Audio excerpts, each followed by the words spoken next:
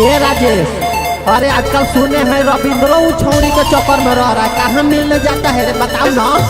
हम देखे हैं भाई। कहाँ देखा है, कहाँ पता बताओ। अरे वो कॉलेज में बेटी खानी बहुत। अच्छा वो पिछवाड़ा में।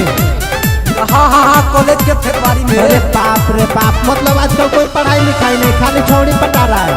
हाँ यही कॉलेज में हो।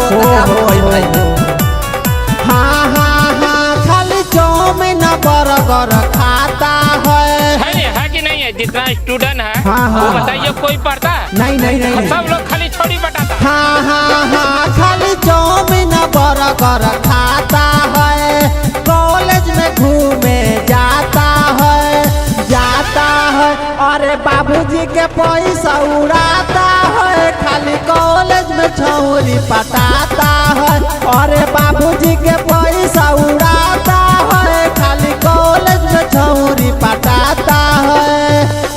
सबका पढ़ाई लिखाई जो है स्टूडेंट्स सब खाली छोड़ी पटाता है नहीं है कि नहीं है? जितना स्टूडेंट है वो बताइए, कोई पढ़ता है?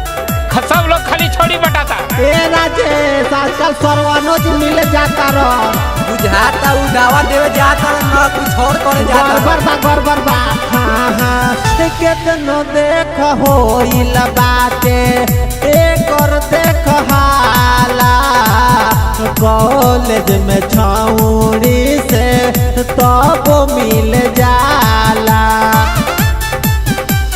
हाँ कितनो देख होइल बाटे, एकर देख हाला, तब मिल खातिर ई हो छौरी से जाला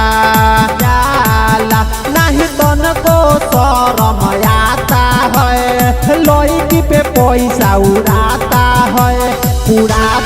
है, अरे बाबूजी के पैसा उड़ाता है, खाली कॉलेज में छौरी पटाता है, अरे बाबूजी के पैसा उड़ाता है, खाली कॉलेज में छौरी पटाता है।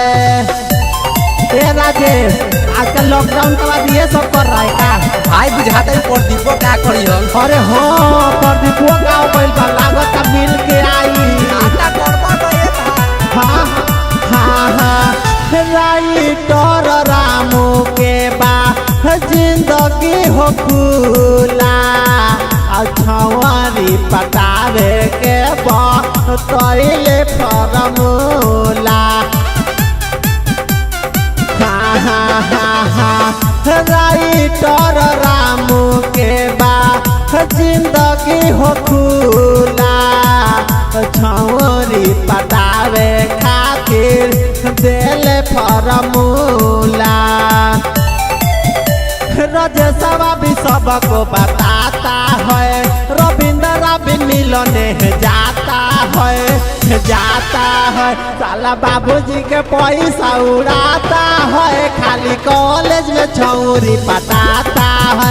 देखो बाबूजी के पैसा उड़ाता है, खाली कॉलेज में छौरी पटाता है। देखो चाउमीन बर्गर खाता है, कॉलेज में घूमे जाता है, बाबूजी के पैसा उड़ाता है, खाली कॉलेज में छौरी पटाता है, अरे बाबूजी के पैसा उड़ाता है, खाली कॉलेज में छौरी पटाता है। सही बोल रहे ना भाई, बताना।